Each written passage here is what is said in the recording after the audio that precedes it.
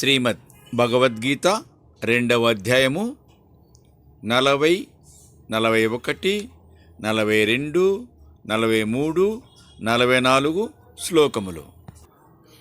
నేహాభిక్రమనాశోస్తి ప్రత్యవాయో న విద్యతే స్వల్పమప్యస్య ధర్మస్య త్రాయతే మహతో భయాత్.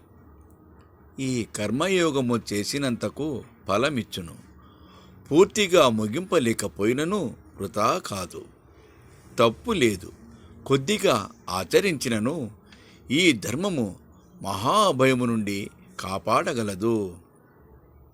వ్యవసాయాత్మికా బుద్ధి ఏకేహ కురు నందన బహుశాఖా హ్యనంతాచ బుద్ధయో వ్యవసాయినాం. అర్జున, శుద్ధ నిశ్చయము గల ఈ జ్ఞానము ఏకముఖముగానే ఉండగలదు. నిశ్చయరహితుల జ్ఞానములు చిందరవందరగా నానా రకమై ఉండును.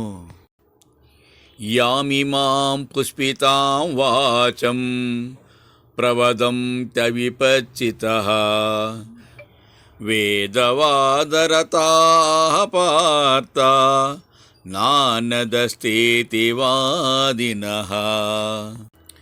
కామాత్మానః స్వర్గపరాః జన్మకర్మఫలప్రదాం క్రియావిశేషబహూలాం భోగైశ్వర్యగతిం ప్రతి భోగైశ్వర్యప్రసక్తానాం తయా ప్రహృతచేతసాం.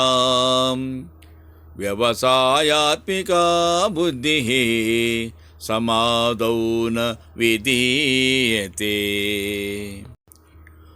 ఓ పార్థ, వేదములలో అర్థవాత రూపమున చెప్పబడిన కర్మలయందే అవివేకులు శ్రద్ధ కలిగియుందురు. స్వర్గాది ఫలములకు కారణమగు కర్మముల కంటే మించినది మరియొకటి లేదని వారి నమ్మకము.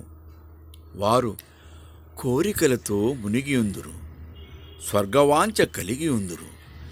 జన్మ కర్మఫలములను ప్రసాదించునట్టివియు భోగైశ్వర్య లాభములకు ఉపకరించునట్టివియునగు వివిధ క్రియాకలాపములను వారు ప్రశంసించుచుందరు. చూచుటకు మాత్రము అందమై ఉండెడి మోదుక పువ్వుల వంటి వారి మాటలకు ముగ్ధులై ఎవ్వరు భోగైశ్వర్యములందు ఆసక్తులగుచుందురో వారి యొక్క అంతఃకరణములందు నిశ్చయాత్మక బుద్ధి నెలకొనజాలదు.